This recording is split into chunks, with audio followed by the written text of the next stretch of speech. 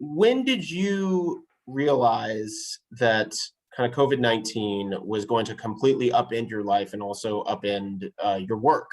For since we're coming up on the anniversary when it became when a lot of lockdowns started to happen. Well,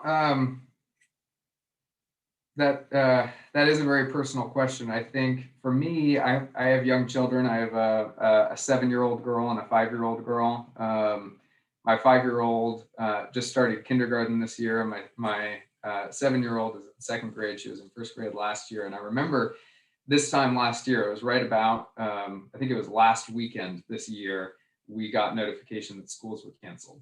And personally, that if you have young children, that sends you into a tailspin. All of a sudden, you're trying to think about and plan for childcare and how you're going to do your work and care for your family and your children at the same time. And that was the first thing that told me that this was real and was going to disrupt my life and other people's lives in fundamental ways that would be difficult to manage. And it was a struggle for a long time, and that was a part of the pandemic when we were trying to figure out how far-reaching it would be and what kind of an impact it would have.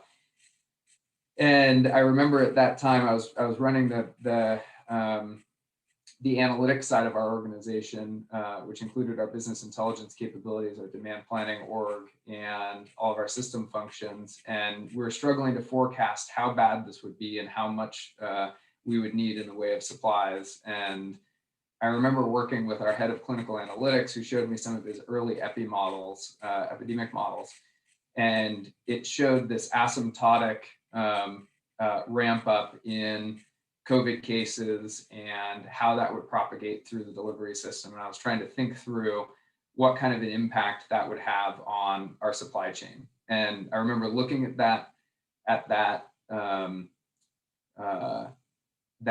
asymptotic curve and just being blown away at the impact that would have on the delivery organization. It was projected to swamp our ICU capacity. It was projected to swamp our hospitals. And I did the rough math on what that would mean in terms of PPE usage and knew that it was just going to be an incredible disruption on the delivery system and on our nation as a whole.